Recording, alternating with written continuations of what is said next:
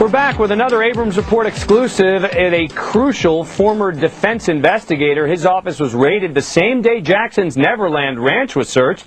Tapes of his interview with the accuser and his family seized. An interview that could become key to Jackson's defense. He's on the defense witness list. He's never spoken out before.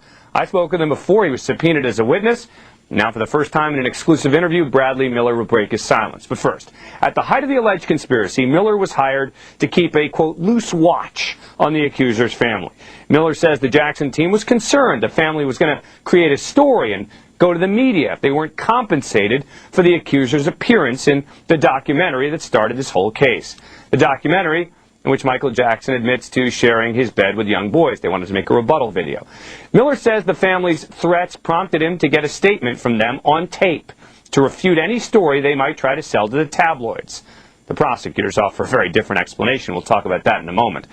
But I asked Miller if it was possible that Jackson wanted to get this statement saying that nothing inappropriate had happened to effectively serve as a get-out-of-jail-free card in the event he came to need one.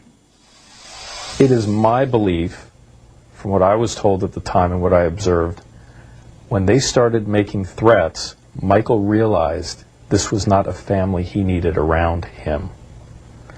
And I think he would have done anything he could at that time to distance himself from them, or to distance them from him. The answer to the question would be no, though. So you're saying that Michael Jackson was already nervous that this family might make allegations against him? I don't know that Michael was so nervous. They were trying to do whatever they could to take care of what they saw as a potential problem, a loose cannon, someone who was very well knowledgeable of the '93 event or allegations and had threatened to do something similar. And that's why it's so interesting that we have the same cast of characters. You think the boy was up to that, or just his mother? From what I understand, the boy apparently is also, or was, very much aware of the 1993 case. So you think the 13-year-old, 12-year-old boy suffering from cancer is thinking about the big payout from Michael Jackson?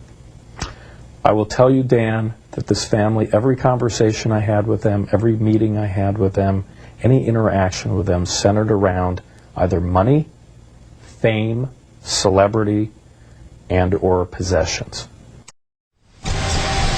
We're back with another Abrams Report exclusive, my interview with a crucial figure in the Michael Jackson case. Former Jackson investigator Bradley Miller. He's on the defense witness list. He's never spoken out, but before he was subpoenaed as a witness in the case, he gave me an exclusive interview. Before any allegations surfaced relating to this case, Jackson hired a prominent attorney who in turn hired Miller to watch the accuser and his family. Prosecutors say it was part of the effort to make sure the family agreed to participate in a video to restore Jackson's reputation. Miller says it was for a very different reason, that he was told the family had threatened to make up charges against Jackson and go to the tabloids. The family apparently was aware of prior allegations that had been made against Michael in the past and had hinted that there was really nothing keeping them from doing something similar unless, my understanding was they were very concerned and upset that they were not compensated for the Bashir documentary which had aired. So you're saying before any of these allegations were made that Michael Jackson was worried that there were going to be false allegations made? I think from what he saw of this family, I think he had come to the realization that they were probably capable of just about anything. What were you asked to do? I was asked to find out where they were, get in contact with them, let them know that I wanted to meet with them, talk to them, and get an idea of what was going on, because my understanding was all of a sudden they had just disappeared from Neverland in the middle of the night. And so are they sending the private eye out there to monitor them? It certainly wasn't to control them in any way. It was to just keep a real loose watch on who they were meeting with and what they were doing. We then decided that before this goes any further, perhaps it's time to get a sworn statement from them stating what the circumstances were, if anything ever did happen, if it didn't. So you wanted a sworn statement just in case? Just in case, almost like an insurance policy. It was arranged for a few evenings later that I went over to the apartment of the mother's boyfriend in Los Angeles and was welcomed, hugged by every member of the family. What did you say?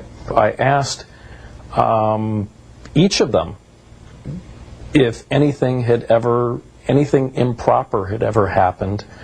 I asked about sleeping arrangements there and was told by the two sons that neither one of them ever slept alone in Michael's room without the other one being present, that nothing ever happened, nothing out of the ordinary, nothing sexual.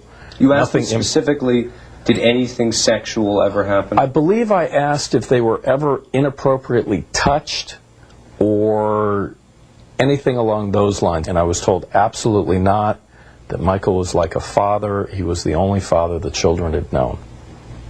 No intimidation at all to make her make this tape? Absolutely none, Dan. You're there by yourself? All by myself with my tape recorder. Any people downstairs?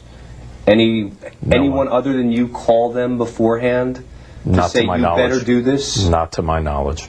And what did the children generally have to say about Michael Jackson? Nothing but nice things. How gracious he was to them when they were at Neverland, how much they loved being at Neverland, and how they couldn't wait to go back to Neverland.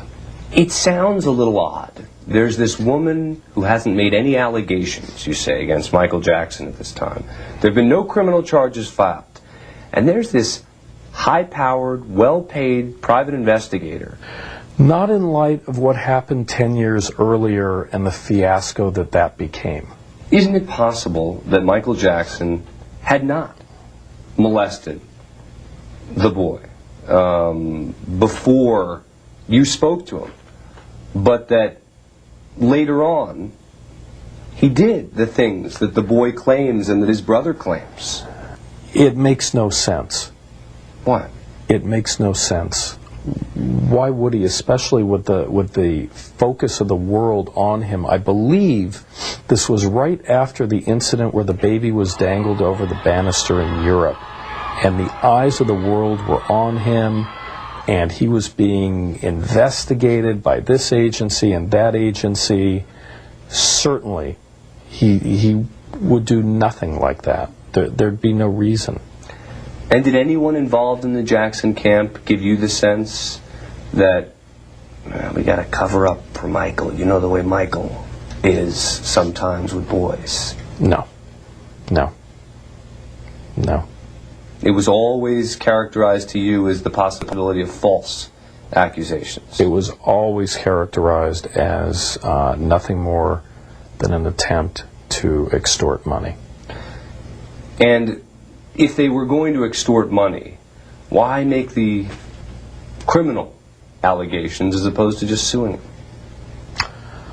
Well, it's been my experience that if you can get a criminal conviction against someone, it makes a civil case a slam dunk or much, much easier.